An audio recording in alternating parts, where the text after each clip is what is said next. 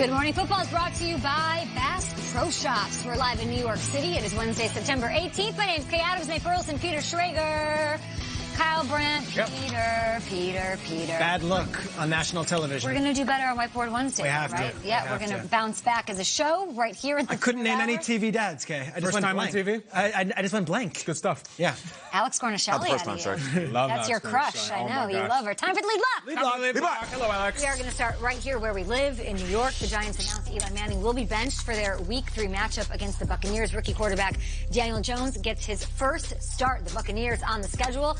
Let's flash back to before the season started. Giants president and CEO John Mara was asked about the possibility of Daniel Jones seeing the field this season. Here's what he had to say.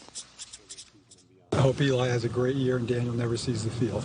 I mean, that would be in an ideal world that you'd like to see that. So, but again, it's at the end of the day, it's going to be a decision by the head coach as to when, or if Daniel ends up playing this year.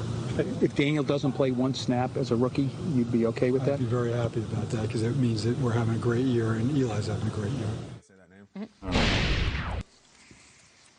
Welcome to the show, Kim Jones. She's been holding it down for us in East Rutherford this morning. What does this decision, Kim, mean for Eli Manning's future with the franchise for this season, beyond? Well, Kay, 5 weeks later, John Mara's words are essentially empty because he's not going to get that wish. Eli Manning has been benched, of course, in favor of Daniel Jones. I think most of us always thought this was the last season for Eli Manning, particularly after Jones was drafted with number 6 overall back in April. And at that point, Pat Shurmur said it's Eli's job to keep this guy off the field. And Eli didn't. The Giants don't score very many points, 31 in 2 games. They don't convert third downs. Eli is also the victim of his own defense, which isn't very good, and that's being charitable. They never get off the field on third downs, and they allow enormously time-consuming scoring drives. So this whole confluence of events today hurts Eli Manning the most. He is the one who loses his job at least first this season, and the big change that we all anticipated at some point is earlier than many of us thought it would be. Kim, the Giants, they are back at practice today. What can we expect to see and hear out of Giants camp this morning and throughout the day right here on the NFL Network?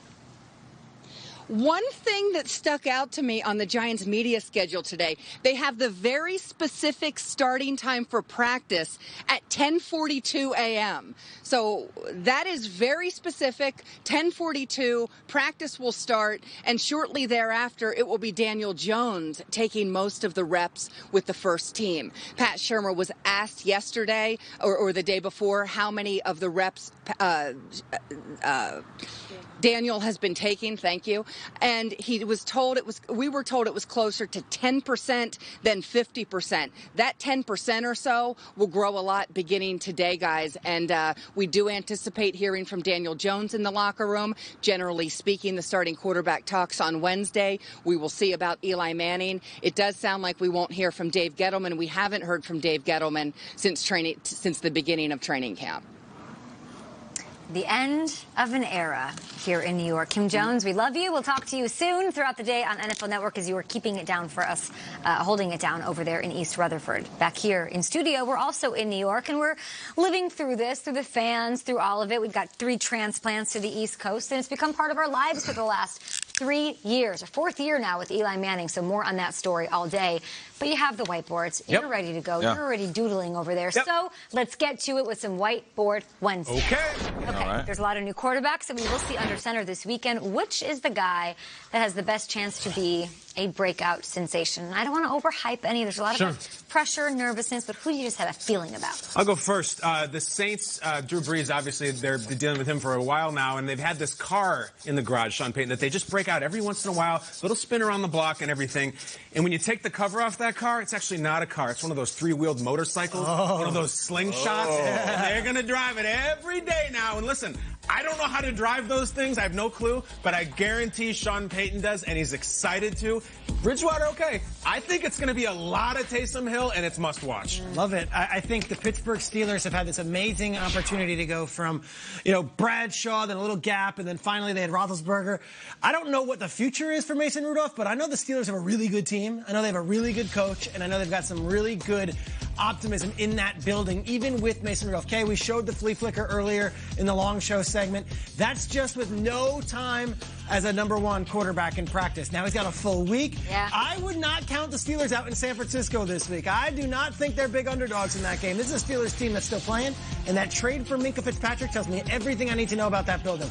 They think they can win, and not in 10 years. They think they can win now with Mason Rudolph. All right, I'm going to go with the quarterback right out here in New York, and that's Jets quarterback Luke Falk. Listen, it's tough. You know, you got the first quarterback out, and then Trevor Siemian gets hurt. But Luke went in there. He went 20 for 25, and I get it. It was majority check downs to Le'Veon Bell, but that's your guy. If Le'Veon Bell is one of the most explosive players in the NFL, then go ahead and drop it off to him. Yes, in this game, you're going to see more drop-offs in early morning elementary school. Yep. But Luke, just lean on your running back. He's going to have himself a good day. Jalen Ramsey's a huge topic going into Thursday Night Football. It's Titans, it's Jags. It's only on NFL Network to kick off Week 3. And Jalen, we talked about this yesterday, asked for a trade reportedly on Monday. And we discussed whether or not you'd want him on your team. He's had several confrontations with our very own Steve Smith Sr., A.J. Green, Tyreek Hill. Then he had one with his head coach on the sideline throughout the game on Sunday. So the one team other than Jacksonville that you could see Ramsey playing for, Peter, is who?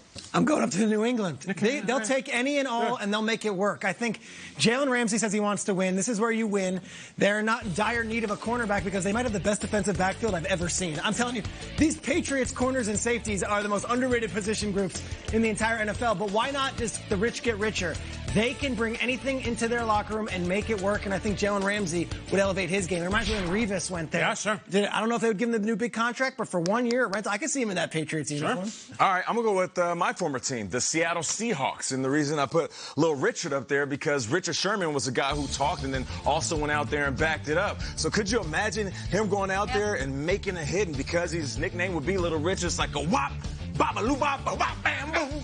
All right, so I'm going with Seattle Seahawks. All right, I want him to stay in Jacksonville, but if we're going to do this thing, let's do this thing. Okay. All right, let's go. Come on. And listen, the Cowboys secondary has not been great. They've been lit up by Case Keenum and Daniel Jones backup, we can call him now. Eli Manning. Let's bring the secondary. Let's bring the noise. Let's bring the cherry. Do what you're born to do. Dak Prescott, maybe we should pay him eventually, but now go get Jalen. Even though he said, I don't want to go there, and Jane Slater's Not his choice. They don't want him. Not his choice. Jane knows way more than I do. All right. This is my board. So let's try to get a little serious now. And Kyle, I'm looking your way. We lost two musical greats these past couple of days, Eddie Money and Rick Ocasek. So in their honor, the hit radio song from a different era that you would use to sum up the current quarterback situation in the NFL, Kyle, is who?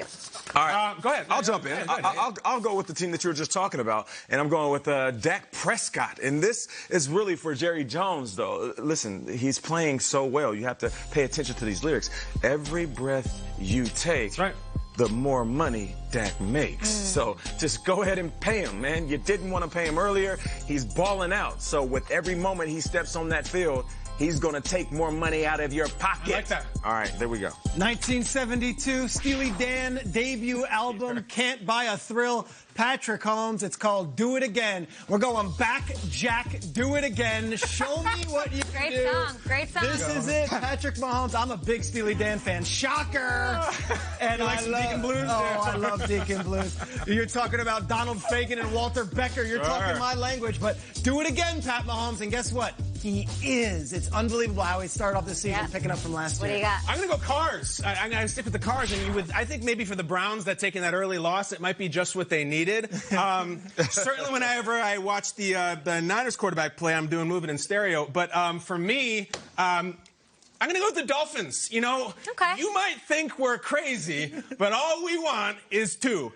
There might be a message there, Manis. You know what I'm saying? Exactly. Foolish. Yes. Doesn't anybody knock anymore? I love it. One more.